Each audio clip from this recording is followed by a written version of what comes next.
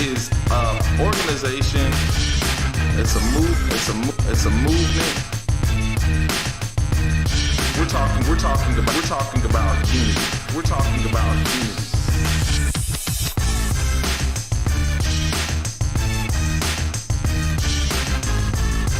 So we're aimed to taking down the system of race by educating, enlightening, informing, and positively debating with those who have counterviews.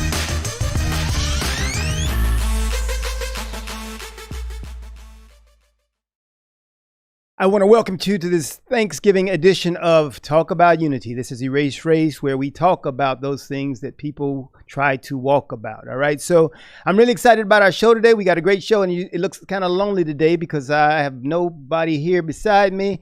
I got nobody coming in via Zoom right now, but that's going to change after we go to the break.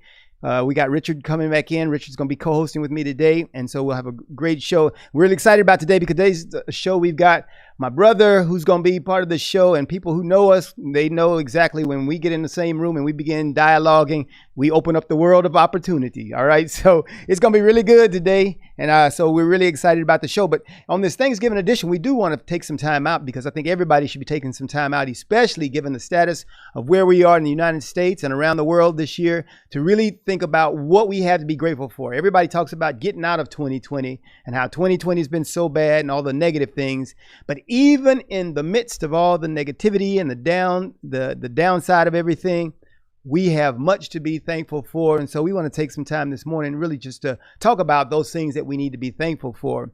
And so I don't have my co-host Richard in here to talk about those things because Richard being a pastor, because I know he's talking about that in many of his services. And I think churches around the country are talking about Thanksgiving, which is something that we should always do. We should always be grateful for the things that are happening. We know this as believers, but this time of year is really a good time for us to really focus on those things. And so I'm really just thankful for, and it's manifesting the fact that I've got my brother here that, you've got family. Everybody's got family that they can be thankful for. And I know most people out there are thinking, yeah, but you don't know my family. And so I can't be thankful for them.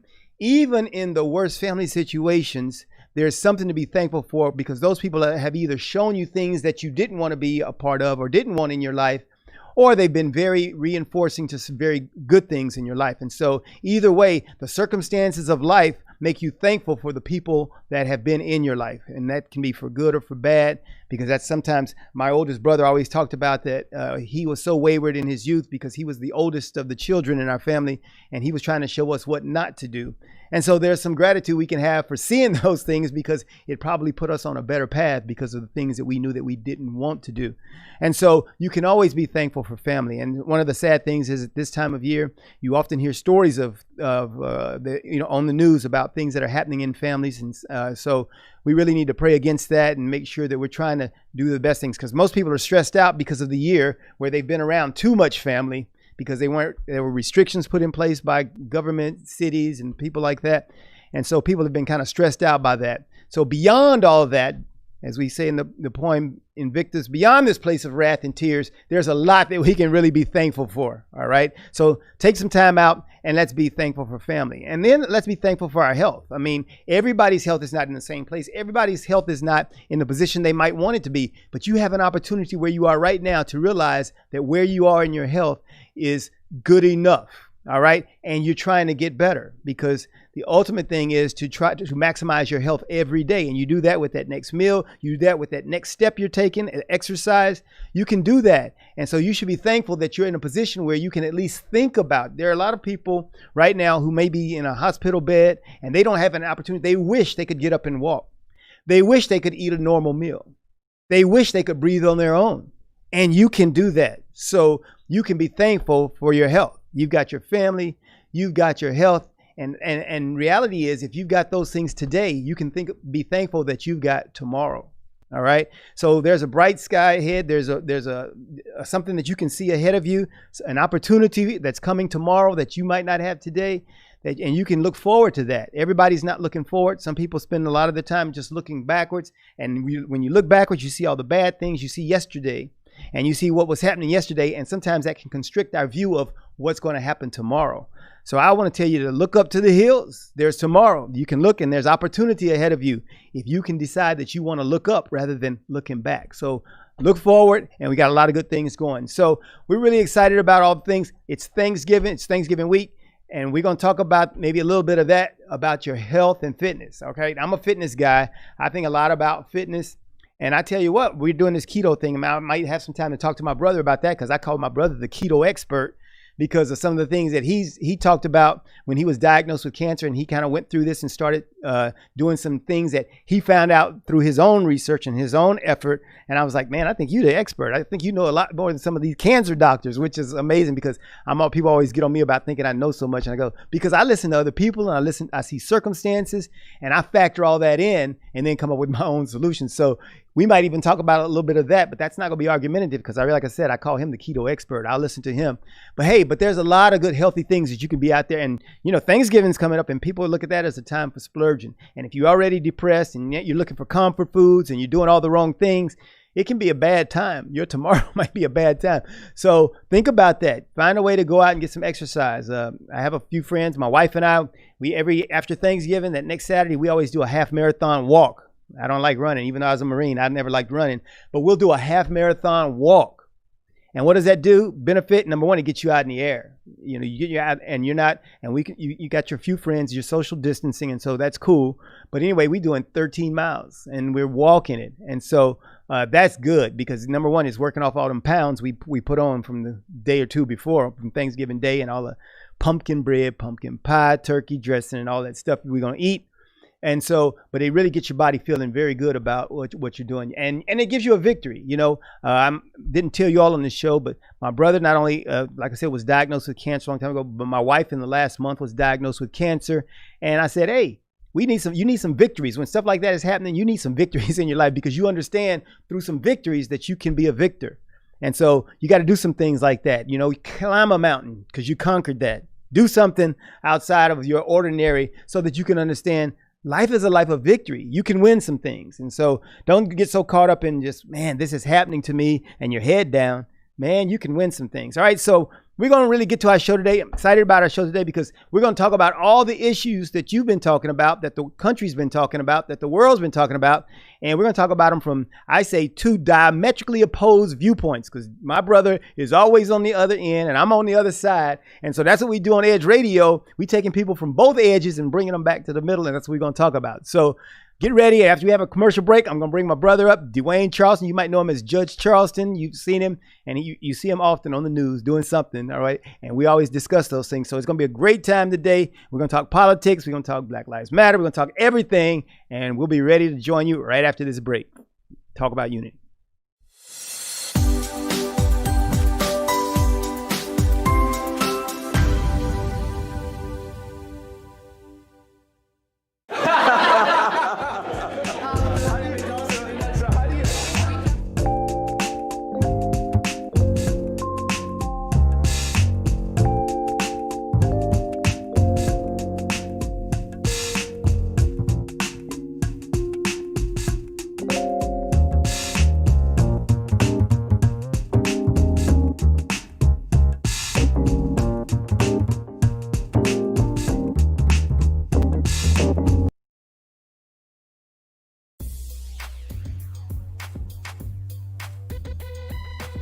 The Natural Nation Network is really about taking control of your health physically, spiritually, emotionally, even intellectually, because there's so much out there in misinformation. There's a lot of people now that are suffering from all sorts of diseases that they really wouldn't have to suffer for if they had better information.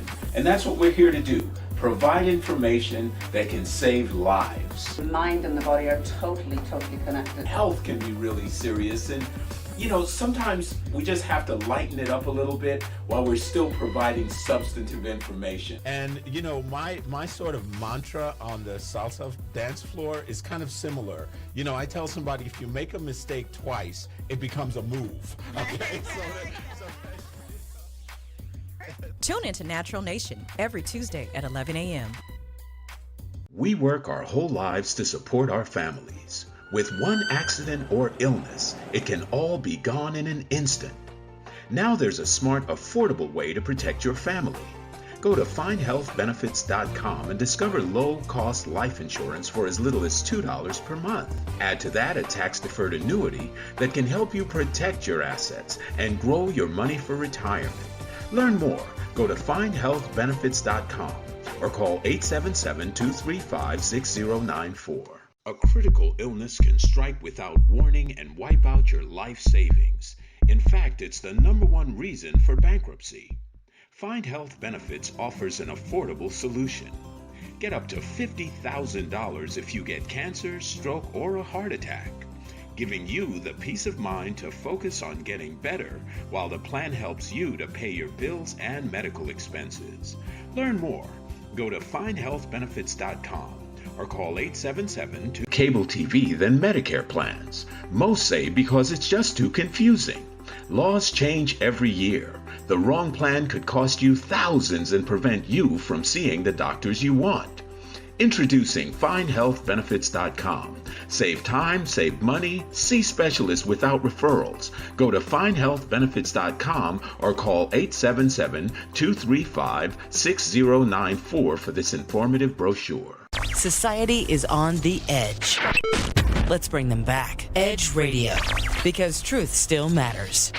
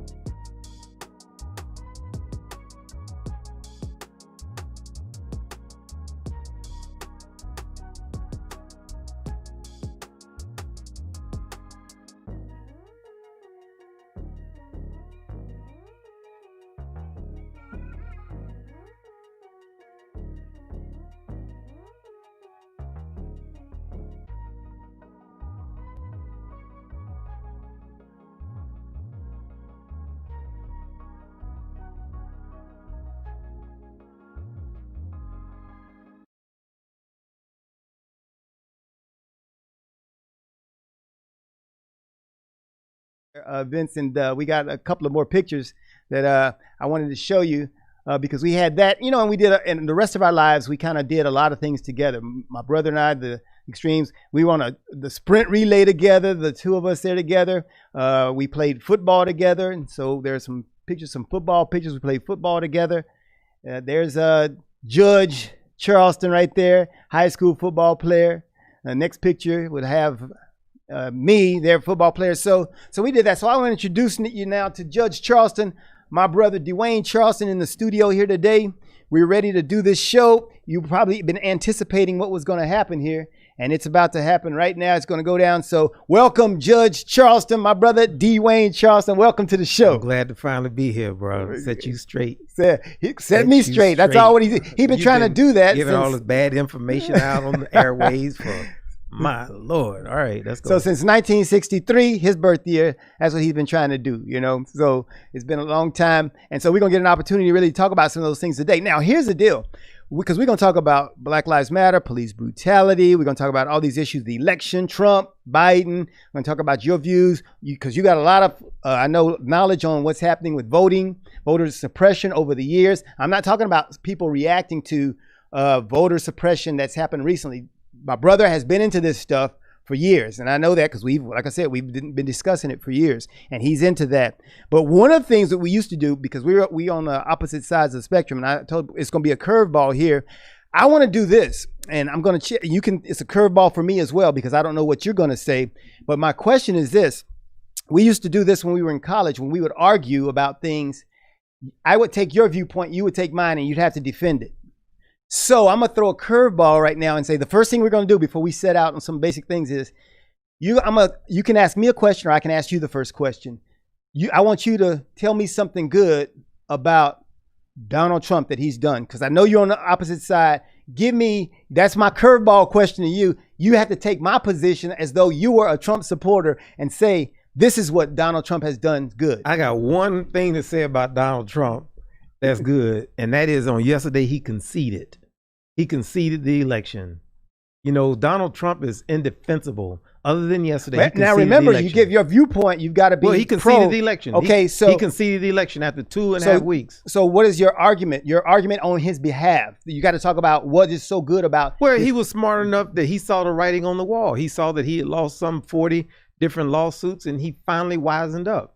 You know, because he had really been. But you understand, you're not arguing. You're supposed to be arguing as if you were from a Trump supporter side. You're arguing still from a liberal viewpoint. No, I'm arguing from his side is that he finally did what was right. But if you were arguing a viewpoint from his side, you wouldn't say. I'm not defending. I can't take that curveball. But that's strike. That's what we used to do. Call it a strike. No, call it a strike. But we never had a Donald Trump in the room. Call it a strike. Call it a strike because I'm not going to defend him. Under any circumstance, I'm not gonna play your games. I'm not defending Donald Trump. He conceded yesterday. That's the only good thing I can say about him. Okay, he conceded. All right. So in other words, this thing that we're talking about, because I'm talking about the ability to dialogue, would then show your objectivity and give you more credibility in your dialogue because you're able to say objectively, this is what happened. Listen, when you have issues that are facing our nation, that are facing our families, that are facing our criminal justice system, it's not about being able to make any agreements. I'm not in a position anymore to be trying to say, I want to have dialogue. We need to tell the facts as they are. And all this stuff of trying to play middle of the road, not hurting anybody's feelings. No. We're so far gone that we don't need to be trying to throw curveballs. We need to be speaking facts. All right, so the facts. And so here are the facts. If you wanted to speak facts, then you would think on behalf of Donald Trump, that you would talk facts and about what he has done. I mean, for the black community, you could talk about that if those were just facts. Are you saying he's done nothing for the black community? When you say black community, are you talking about the African diaspora, or are you talking about African Americans? Well, I'm talking about because when you say black community, I'm thinking the African. First diaspora. Of all, this is E.R.A.S.E. And he called them the shithole countries, so we can start right there. Well, okay, so. All right, so you're just coming from a very leftist viewpoint. I'm coming from an objective viewpoint. Are you talking about African American community? Or are you talking about the African diaspora? That's simple. First of all, I'm talking about what we deem to be the quote unquote black community. Let's not get caught up in the semintics. You know what the black community is. No, I don't. If someone gives to HBCUs, would you call that the black community? If they gave some money to an HBCU, would you call that supporting the black community? Yeah, I can concede that. So you would say that yes. So that was something Donald Trump did that every president gives to the black community. Did Trump give more than Barack Obama or less? I don't know the facts on that. Okay, all right. So then you would see that. I doubt that $500 billion is true. So if he did, or did he promise $500 billion? You don't know. Or did he give so you don't know. Well, no, so you don't know that the $500 billion is true. I bet you can't say that factually. No, well, like I said, so you don't know. No, all I know is the bill that he passed that gave a lot of money to HBCUs. Bills don't mean nothing. Doc, we talking about where the rubber hits the road. Okay, people can pass a bill all the time, but if he don't sign something into law, or if he don't write the check and get the money to the man, you coming up with all this theory stuff. You understand we have a government. You understand that laws are made by bills being passed. And so bills is the way the country is run. So what do you mean they don't mean anything? A bill can pass in Congress and not pass in the Senate. And then it can pass in the Senate and not be signed into law. Right. So bills don't really mean that much until they become law. Program. All right. So we understand that. Everybody, we don't understand the civics of it. So when those things have happened and those things are passed and they become law and it's implemented, then you would say that would be good or that would be bad. So we understand that. So we got different views on that. So we cannot agree. Let's go with your curveball question because I'm going to show you how to do this thing so that you can be objective and lend yourself credibility. So give me your curveball question. Give me your curveball. The curveball. Yeah, I want you to. Yeah, give me your curveball. Like I told you to defend Trump. I told you to defend Trump. Defend Kamala Harris. Oh, well, I think Kamala Harris would be she as the vice presidential candidate and vice president elect. I think she brings definitely a new mindset to the office because first of all, being a woman brings a different mindset automatically. And then her background being very, no pun intended, but being very colored, very varied, then I think that's the biggest benefit that she has to the vice president. I think we'll get thought that we haven't had there before, which is always beneficial, especially when you talk about diversity, because we need diversity of thought. And I think the more thought that you bring, then the better. And so I would say that's that's what she brings. And so Kamala Harris, she's got extensive experience in law enforcement. That's another big plus that she has, which we've got law enforcement issues in the country. So that would be the positive. And so that would be the thing I would say for Kamala Harris. See how easy that is? If you really are going to be objective, you can find good things about people to say, even when you know that they've got a lot of bad. And so that's what objectivity is about. Even when they've done a lot of bad, who does that refer to? I'm referring to Trump. I'm referring to Trump because just because Trump has done some bad, and so I can objectively sit here and say he's done some bad, but it's terrible for us to believe that everything he's done is bad and that there's no good, and I can't find any good in people. And that's why on Talk About Unity, we try to get people to come in here and say, understanding we're all human and we've got downsides, what is the upside? Where can we come to agreement? Because I heard you what you were saying earlier, talking about we need to quit talking or trying to be nice and say all the right things. We need unity, and that comes from us being able to dialogue first and then go forward, even when we disagree. First of all, you haven't said anything that Trump has done good except for the fact that he or his campaign or his minions have put out that he was given $500 billion to would you like me to? Oh, it doesn't matter to me because there's going to be some flaws in everything you say. But that's the point. Because that's what his whole administration was built on, was flaws. You put a few sound bites out, spend 5 minutes on something, and you try to convince people who are willing. Dude, he hasn't. You know what Kamala Harris brings that you didn't mention? You just asked me to bring. You didn't tell me to give me a laundry list. You asked me to bring some things. So that's from my viewpoint. Your thing was she comes from a law enforcement background. That's what she brings to the table. No. We're talking about defund the police. That's one of the things. And that's an asset because she comes from a law enforcement background. But why is that not an asset? You don't have to have a law enforcement background to be able to enforce the law, to promote justice and things like that. That's just something that she comes from. That's something. But so do you think that that's not beneficial, that she has that experience? Everybody can bring that to the table. It didn't just because you came from that background. No, they can't. No, hey, Mike Pence was in law enforcement. 10 minutes later, you'll be talking about Kamala Harris, and you'll be talking about Hillary Clinton, you'll be talking about you'll be talking about Joe Biden and them locking and incarcerating so many hundreds of thousands of African Americans. Really, I don't do that thing. I don't do that. I'm really. I'm not talking about unity. You can bring it. You can bring it up, but see, that's the way that you argue, and this is what I'm saying. Here's our difference. I argue from objectivity because I stand in the middle. You argue from passion for the left.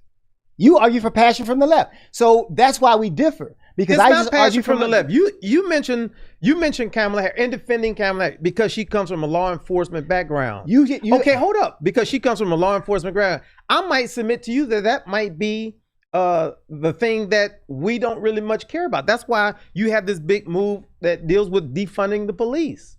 She brings decency. She brings professionalism. She brings objectivity. Oh, that sounds like something I said. I said that. Right. Okay. But you put some superficial deal. She comes from a law enforcement background. That was nothing but wagging the dog. That was because she comes from a law enforcement background. What is that supposed to mean? That she can be tougher on crime? No, it means it gives credibility to her experience in the position, which is a very valuable thing when you're making judgments as the vice president on things that are happening in our country. Now, you got women that how work could you in take the something home. that objective? You have women at work in the home as housewives that have more credibility and credentials because of making decisions between two fighting siblings, because of making decisions about managing a household budget and everything. That's so superficial because she comes from That is not superficial. And if you would, okay. That is not superficial. How can you say that's superficial? Because that was one of your little curb programs to try to make it seem like you're objective. That is objectivity. You don't understand objectivity because you're so far on the left. You can't understand objectivity. What you want to talk about? What you want to talk about? All right. Well, all right. So let's go forward then. First of all, let's talk about this thing because I think if we don't set the platform for how we're going to dialogue here, we're going to continue to do this where we don't make any progress. What we got to do is understand that when I make a point, then the point is to be evaluated for what it is, not for what you think it is. So I'm making my points, and now I threw the curveball thing, but now you're going to make your points, I'm going to make mine, and we're going to talk about, and we're going to see where they meet in the middle, if there is a middle, all right? Because I think I'm objective. I don't think you are. Okay, so we'll start there. All right. So let's talk about some of the things that have been happening in our country. Let's just talk about the concept of, I guess, systemic racism. What do you think about the concept of systemic racism and its viability as a concept? What does that mean to you? And this is you. Give your viewpoint. This is your view. Well, what do you think about that as a? Well, I think systemic racism in the context of America, it is so firmly ingrained. It is essentially the red, white, and blue. It's essentially the fabric of America. Systemic racism shows that it was because of racism, because of the divisions and things like that, is what built America. And so you can't even talk about racism without people think you're being un-American. If I say that racism is as American as apple pie, then they think that I'm being un-American. But the reality of it is that systemic racism is what made America great, quote unquote great.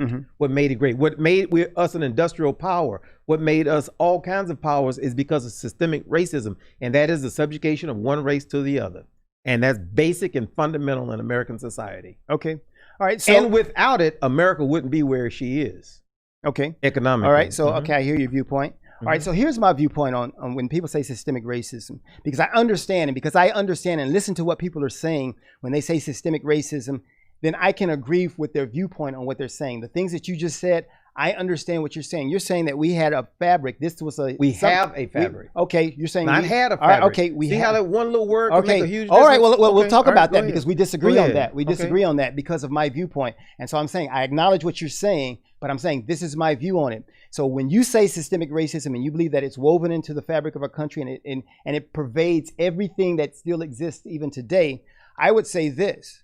I would say that idea of people being partial to others because of their skin color is something that is another factor amongst many other things in our country. And so while it was in our country, there was also some very good things in the fabric of our country. And so it alone is not the bedrock of everything, but is another thing that was in our country. And would our country, It's the bedrock. and would our country, It's the bedrock. all right, so we disagree on that. Okay. All right. So we disagree on that because I believe that you had a lot of good things, because I always ask people, how did we get to 1865 and emancipation if it was so pervasive in our system? So that meant we had something that would not even, if it was so that pervasive, you never would get to abolition of this thing. You never would get to abolishing this concept if it is that pervasive. Well, so how then, I'm asking you, so I'm saying, because if it is the fabric and we would not go anywhere without that thing, then how did we get the change? And so I think you have to evaluate that. And so here's your opportunity to Well, I respond to think that. it was because you had people who were not willing to accept the status quo. You had people like Nat Turner, Frederick Douglass. You had people like Abe Lincoln and John Brown. You had people who were saying, you know what? If we have to ratchet this thing up to the point that it causes a civil war where we lose millions of lives, you see what I'm saying? There were people on one side, call it left, call it right. There were one people that said, you know what? There will be no compromise to this issue about slavery. We will kill, we will do whatever is necessary because there will be no compromise to continuing this slave institution. And slowly but surely, you started having people that started saying, you know what, I'm willing to die for this. I'm willing to die for this. But there was still a whole lot of white Americans and black Americans, I submit to you, that were still willing to say, you know what, we want to preserve this institution. So yes, there was progress, but it wasn't progress because of some revelation of white American Christians or people who say, you know, we're such a good country. It was because of people on the extreme edge that said, I will kill, we will have a slave revolt, rebellion, we will go against the laws of the nation. And that's what led to it. So you can call that good if you want, but for the millions of people who laid 6 feet under, that wasn't such a good thing. It wasn't such a good thing. All right, and I think you make the point. And here's the thing where I think it's important for us to understand the left view and the right view and how they meet in the middle, because the things that you're saying are very true. Because I tell people, when you talk about systemic racism, you're talking about this culture that pervaded the country. And you brought up the point when you articulated it, when you said there were people who came along, because having a leadership background and having advanced degrees in leadership, I always tell people, I said, there is no system that can't be fixed by a great leader. And that's what we had. We had people, and you talked about some of the rebels, but Nat you also Turner, Nat Turner. You talked about rebels, Nat Turner, but you also talked about some governmental people. You talked about Abraham Lincoln. You had people in the system, outside of the system, all who came in. And as great as Abe Lincoln hold was. on, wait, stop. I'm giving my Okay. rebuttal, all right? So my point is this. So you brought in all these things, and I said all of these things are indeed factors. You brought in people, you brought in the system, and all those things. So I say, when you say systemic racism, I say it was one of the bad things happening in our country, and you needed people to come in and fix that bad system. And so that's what made that, that's why I say, I understand what you're saying when you say systemic racism, but I believe it's a function of leadership. You give me the right people, they'll fix a bad system. Like Nat Turner.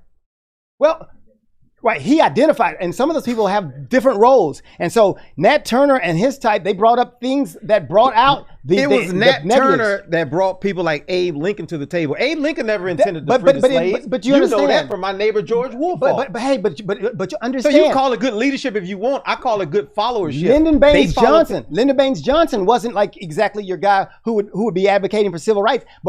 But he got his conscience pricked by the works of people, and therefore was able to change and modify his views and make some changes. So what I'm saying is, it takes people. Right. And that's what we do on the left. And that's what we're doing on the left. Well, understand. I appreciate the left because I appreciate the right. Because I think that's what democracy, that's what our republic is about. It's about having people on the edges, Edge Radio, having people on the edges and bringing them together for solutions that are in the middle. That's why I call myself the man in the middle. There is no middle solution to racism. There is no middle solution. But you're trying to make this systemic racism, the still prevalence of racism in American society. You're trying to make it digestible. Like we're in a gradual position.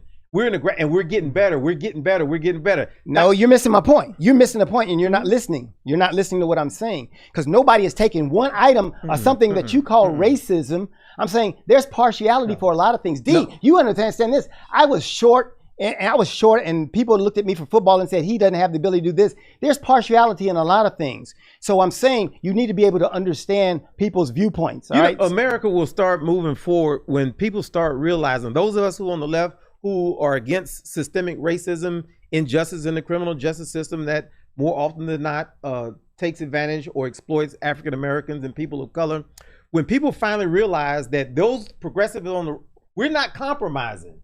I'm not compromising. I'm not saying give it 10 more years, give it 20 more years, our kids are going to be better. No, there's certain things we're not compromising on. And this whole issue of racism, the people on the conservatives, evangelicals, people on the right, they need to understand, let it go. Let it go. You need to stop saying that there is a common middle ground that we can all sing, kumbaya to. It's not a middle ground that we can compromise with. No compromise. Okay, and we're gonna continue there with this good discussion as soon as we come back from the break, and we'll start right there with whether or not we need to compromise on these things and what that means. All right, so we'll do that right after the break here on Talk About Unity. We'll be right back. And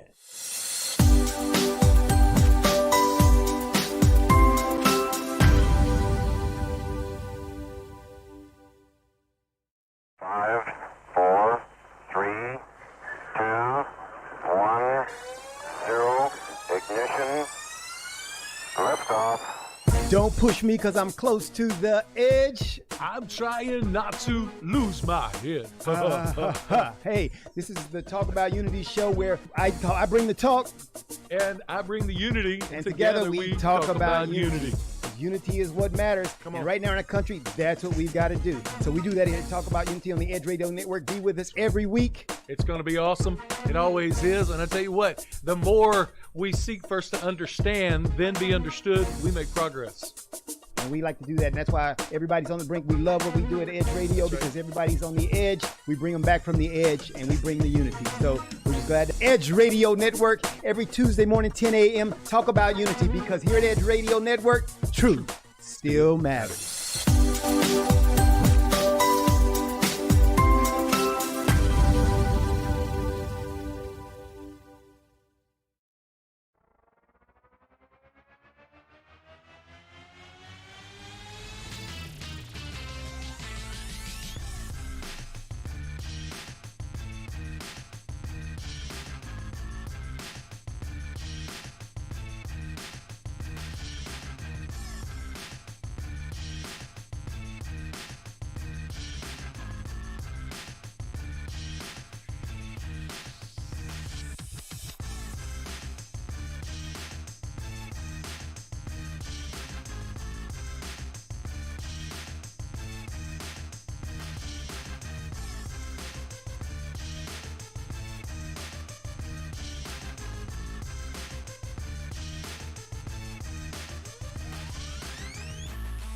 All right, we're back on Talk About Unity. I got my brother here, and if you were here for the first part, then you heard, and we're just gonna dive right back into it. Hey, but I want to start off with this thing about I want to go back to our childhood and stuff, and ask you this question about how we grew up, because we grew up mom and dad, six siblings in our family there, and what do you think? Talk about us from the beginning and how we evolved to some of these things. Because talk about some of the stuff that you and I did together and things like that. Where we start from. For those that don't know, me and Carlin, we've been going at it for a long time. But he changed, because there was a time when we were in college. If we have any frat brothers look at us, you remember the time when we had the two frat brothers that were verbally assaulted and then threatened with nunchucks, and they came across the campus, and we ended up going to a fraternity meeting. And we were in this fraternity meeting, me and Carlin and probably about 15, 20 other brothers. Mm-hmm. And we brought this up on the agenda where the brothers wanted to take a vote on whether or not we should go and confront. And they did. They voted. Fraternity. They voted against. And they voted on it. And we voted. I think it was probably 17-2. Yeah. We lost. And right there in that frat meeting, Carlin and I got up in the middle of the frat meeting. We walked over to this frat house, which could have had 100 white guys that were thinking the same mentality, and we went to the door of that fraternity and we directly confronted them. That was a time when we broke from the norms. We broke from the policies and procedures of our own fraternity. He was radical then. He went there. Today, I submit that it had been a 19-1 vote because he'd have gone on the other side. Let's just talk about it. We were ready to go over there and get beat. We were ready to go over there, and we couldn't have beat 18, 19 of them, but we were going to get about 4 of them. But we were ready to lose. I think what we have the problem right now is we have so many people that don't want to lose. They don't want to lose. And I say, no, put it all on the table. Go get arrested. Go get killed. And I will say this about my brother Carlin.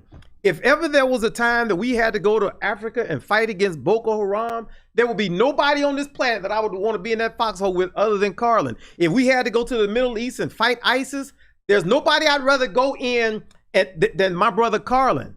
Nobody else. But that's pretty much it. That's pretty much it, because the brother is a warrior and he is a fighter, but he has lost his way when it comes to domestic policies and this issue about racism and the issue about I ain't gonna say he supports Donald Trump, but I will say he supports a lot of his stupidity. And but he has lost his way. You've lost your way.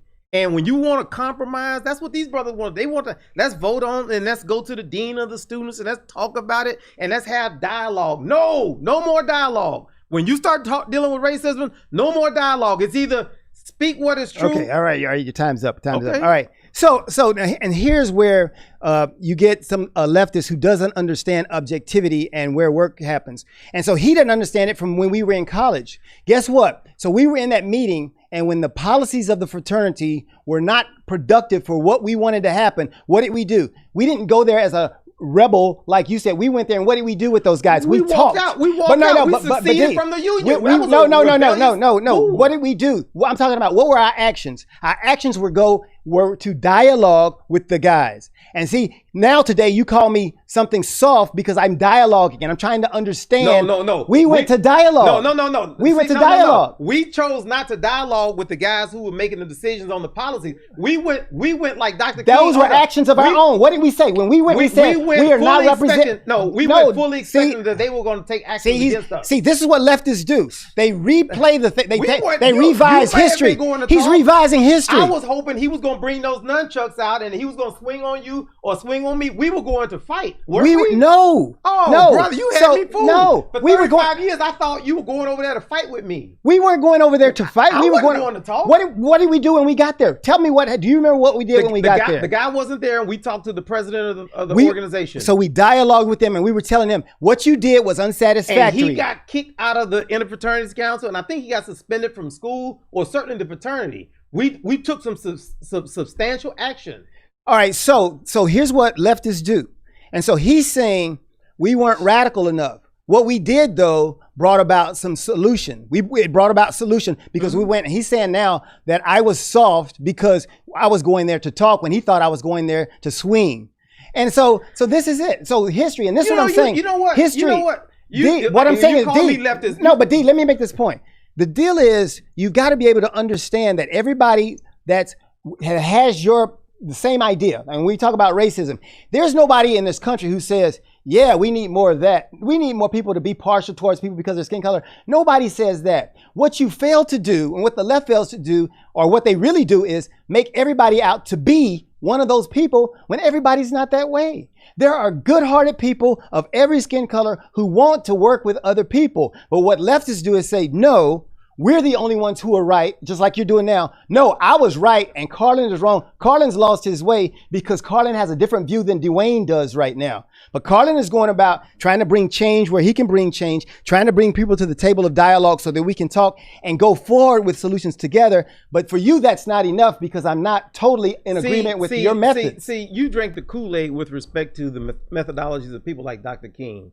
You think Dr. King was walking into those streets going for the simple cause of dialogue. That's what you think, because that's the American Kool-Aid. Dr. King went into the streets because he knew that when you have these races, when you present yourself in front of them, they're apt to do something really foolish, like sick dogs on children or put water hose on elderly men.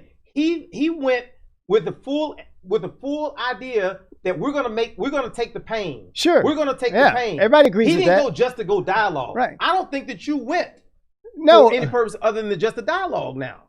Well, no, look, but I went thinking they were going to do something. But D, you understand, this is not the 50s and 60s. And why?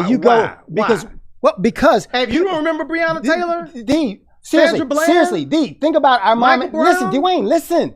See, and this is not the 50s and 60s? Leftists cannot move forward. Leftists cannot move forward. He's stuck. He's stuck in history. D, are the views? That ain't history. Sandra Bland died 5 years ago. So you got to drink at a separate water fountain too? Oh, you can't get into a school you want to get into?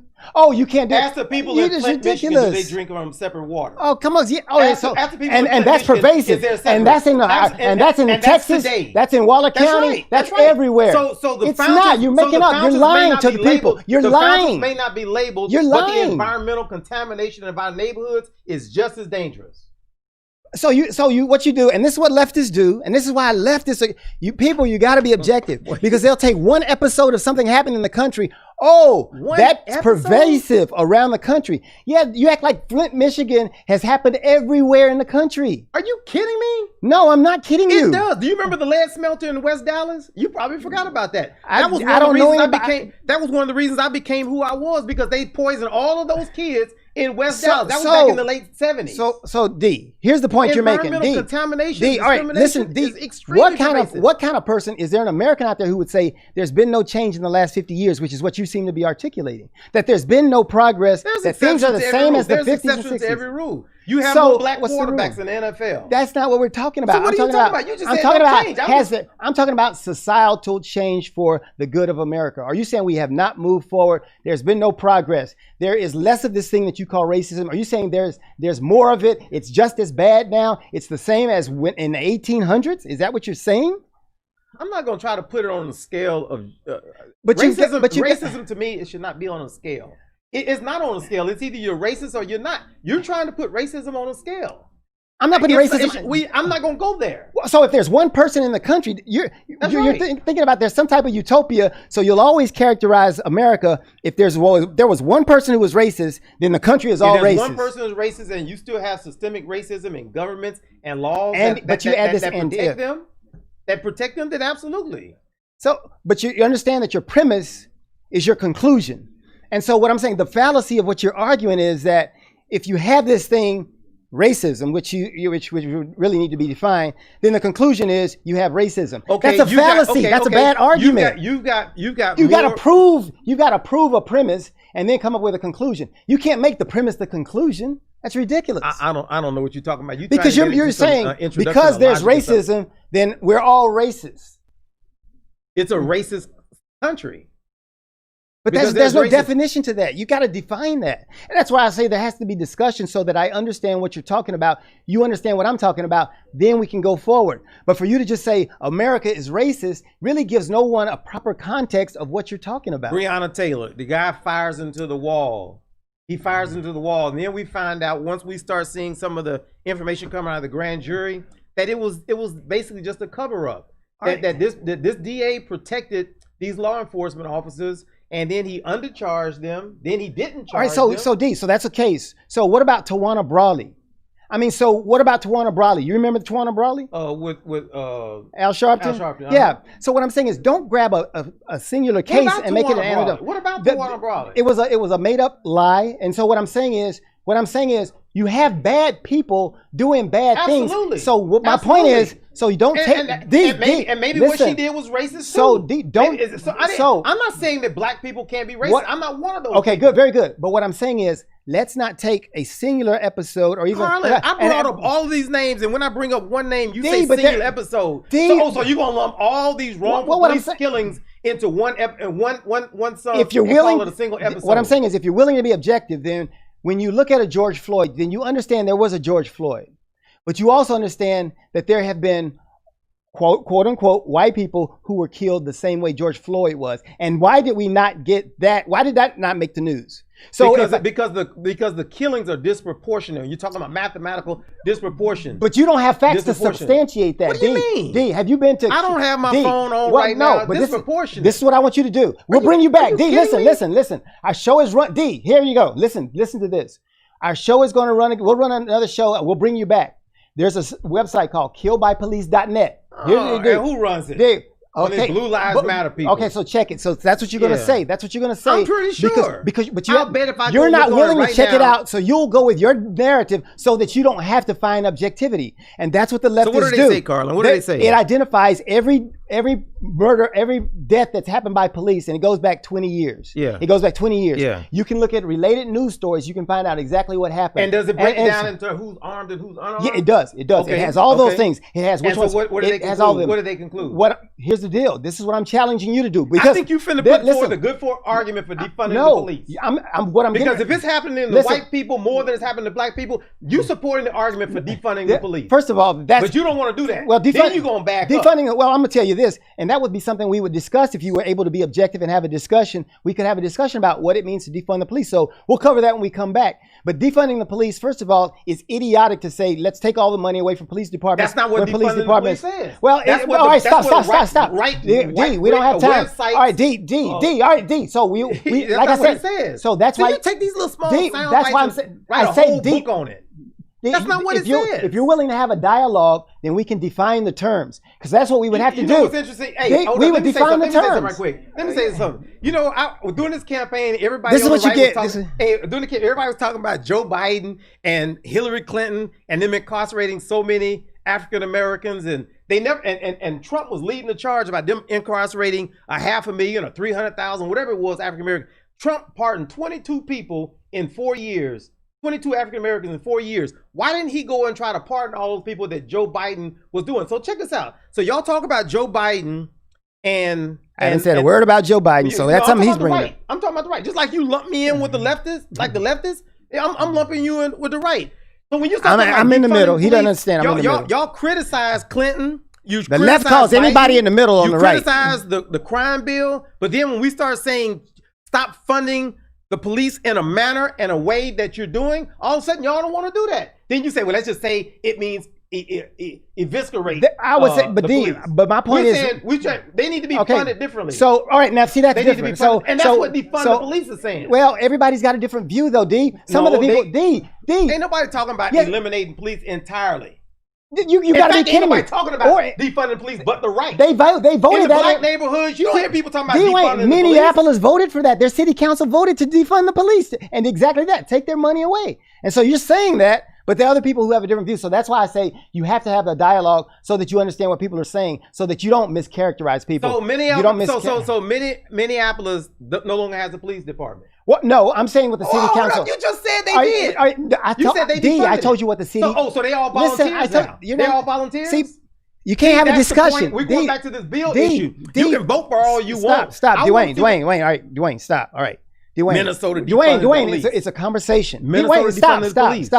Stop, Dwayne. It's a conversation. I want you to elaborate on that. Minnesota defunded the police. police. No, I didn't. I said their city council voted such. Right. I said the city council voted. And did that eliminate the police department? I didn't follow it after that. But what I'm saying is, why you want to bring it up on your radio because show? people have different views than you do of the term, which is why I said to you, if I'm going to sit around and have a conversation with Dwayne Charleston, I'm going to ask Dwayne Charleston, what do you mean when you say this? Now, you hate that I would ask you that because then it requires you to explain. Then we could have a civil conversation.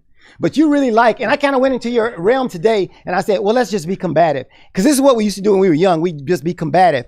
But in reality, when we bring Dwayne back, we're going to have a civil conversation because we're going to point by point. Because Dwayne, see, and that's the thing. So he doesn't want to, and so that's one of his tactics. And so that's a tactic which won't work. Because we're going to just have a civil conversation because we're going to ask you to explain what that means. And so I'm glad to have him. Our time's up for the show today. And we're going to have a lot of dialogue about this in the meantime. And we're going to bring him back so we can cover some more of these things. Thank you for being here. And we'll continue this conversation and this discussion, as we call it, next time on Talk About Unity. We'll see you then. All right.